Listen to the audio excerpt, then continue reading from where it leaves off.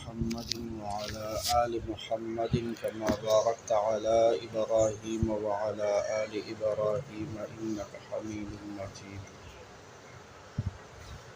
انزل سوا یوکم اتیایم نمبر حدیث شریف دے 1579.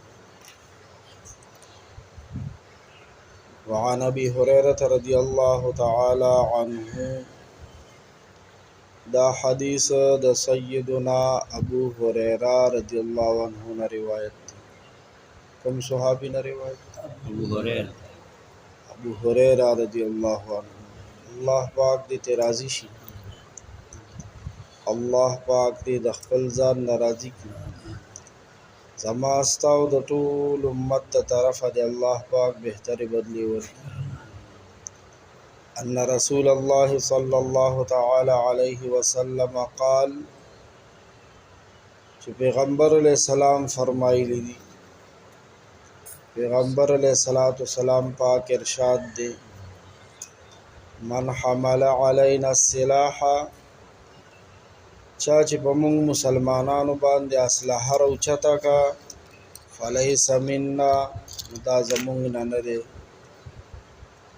چا چې زمونږ د مسلمانانو په خلاف اسلحه راوچته کا، اسلحه هتیار، نبی علیہ السلام فرمای دا زمونږ نه دی. د دې دوه مطلب دي. یو مطلب دا دی چې څوک بغاوت وکړي د مسلمانانو خلاف، بغاوت باغیان شي، دا زما د امت نه دی، دا زمونږ نه دی. او حضرات محدثین شارحین د حدیثو دویم مطلب وی څوک چې مسلمان بیخي بې بدو وجني او په هغه باندې اسلحه راپورته کړي، دا زمونږ نه دی. احادیثو کې آسی بیخي بې بدې څوک یرول، څوک همداسې د پلاستیک ټوپک او تماچه په چا باندې کېږدي، هغه ته ذهن کې دا ور واچي چې دا اوریجنل ده. چاقو چاته وړاندې رستو کوي، چاړه یری یې دې نه منع راغلې ده.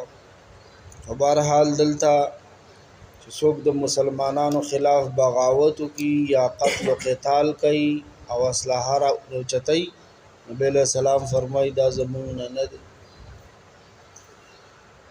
او دویمه خبره د دې حدیث کې فرمایلی ده، ومن غشنا فلیس منا، او چا چې مونږه مسلمانانو لا دوکه او فریب ورکو، دوکه راکا، فلیس منا، نو دا زمونږ نه دی. رواه مسلم، دا حدیث امام مسلم رحمه الله روایت کړی. چا روایت کړی؟ امام مسلم رحمه الله.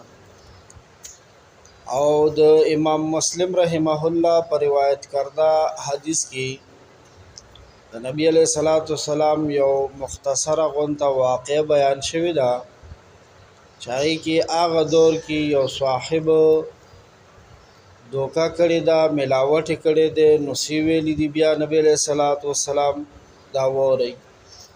وفي روایت له، او د مسلم شریف پر روایت کې دی، ان رسول الله صلی الله تعالی علیه وسلم مر على صبرة طعام، یو ځل نبی علیہ الصلوۃ والسلام په منډۍ کې د غلی په منډۍ کې د غلی په یو ډیری باندې تیرېدو، فادخل يده فيها، پیغمبر علیہ الصلوۃ والسلام په هغه ډیری کې لاس دننه ورټومبلو. یو خو د رشی او د غنمو او د غلی ظاهر مخی کنه مخی وی، لکه دا مختلفو سیزونو والا، مختلفو پیداوارو والا، هغه میوه او فروټ دي، که سبزیانی دي، که غلی دي، دا چې سړی کله خرڅ تکدي کنه نو دیلا دا ظاهری مخ ډیره برابرای. پاتې شو دا چې د هغې منځ څنګه دی، منځ یې ګوره چې چغزي دی که مټاک، منځ یې څنګه دی او بیخ یې څنګه دی او غاړې یې څنګه دی او څنډې یې څنګه دي. د مسلمانانو خپل معاملات خو مونږ ته معلومه دي که ټماټر په ظاهري کریټ او شاپر کې څنګه دي، الوچو خرمانه او ام ظاهري د پاسه څنګه دی او لاندې څنګه دي، بادرنګ پیاز ټول سوزونه چې والي. نو راشه ګوره نبی علیہ السلام څه فرمایلی چې لاس یې هغه د غلې رشه کې او ډېري کې ور وټومبلو فنالت اصابعه بللا. د نبی علیہ السلام ګوتې مبارکې لوندې شوې، نمی وورکې. نو غله کې چې نمی وي دا ښه ده، که چې وچه کلکه یې ښه ده، ښه پې پوهېږئ. فقال نبی علیہ السلام د غلې مالک ته مخ راواړولو، ما هذا یا صاحب الطعام. غلې د ډېري مالکه داسې دي، هغه لونده دي. مسلمان حکمران با مسلمانانو په منډیونو باندې چکرې لګئی، گشت به کوي، څه ورته وایي انسپیکشن به کوي. ډي سي دی او که بلا د دی به څه کوي، د مسلمانانو په مارکیټ به چکر لګئی، معلومات به کوي. قال اصابته السماء یا رسول الله صلی الله علیه وسلم. د غلی مالک ورته وایي جی باران والی دی، رات باران وهلی. قال نبی علیہ السلام ورته فرمایل چې باران وهلی دی نو اوچ دې د پاسه کړي دی او لونده دې لاندې کړي. افلا جعلته فوق الطعام. دا باران وهلی لونده باندې د دې غلې د پاسه کړیو کنه، عیب باندې اخستون کی تخکارا کړو. د سودا عیب با پټینا، سودا کې کم عیب دی، کم چنجنه دانه دا، کم غلې والدا، کم چنجي والدا، کم تبل مرز لګیدلې دا بس کې خکارا کې به سما د گاډې رور نه دی، گاډې رور چې په دې نورونو باندې په دې اوړي جمی بادونو کې لګیا دی، مختلفو چوکونو کې گاډې پیدا کړې ده او مختلف قسم فروټ خرڅي. د هغه دا خیال دی په خپل ګمان کې داسې مست دی، هغه وایي چې زه ډېره د حق حلاله د خولو او د وینو پیسې بچول وړم. خو چې ور مخامخ شي हाथी के दांत दिखाने के और खाने के लिए और د اتی غاخونه دي د خوراک د پاره بیل دی او د خودنې د پاره بیل دی. امرودو ته چې ور مخامخ شي، سیوانو ته ور مخامخ شي، مخې ته داسې خستې خي غوړتي ګړې په والی. نو ته ور سره په هغه سنس کې په هغه خیال کې معامله کې چې دا مال هم دا سیوان راکړي، دا امرود دا فروټ برا کوي، هغه ځان ته مخې ته یو دیوالګي غونتوالی د دې فروټو د خو او هغې نه خو کچرې شي چې د خوراک قابل ني، زر زر ته د هغې نه تور شاپر ډک چې زما غونته ساده پې ورشي نو لږې درانه ورته وتلي چې زه ورکې یو څو دانې خېښې د مخې نه واچوم که نه، نو هغه خو مانه تیز دی، پوی دی، د هغه خو کار دی دا روزانه، نو هغه درانه وتلي. درانه درکم یاره صاحب درانه خو نشم اخیستی، دومره وس مې نشته دی.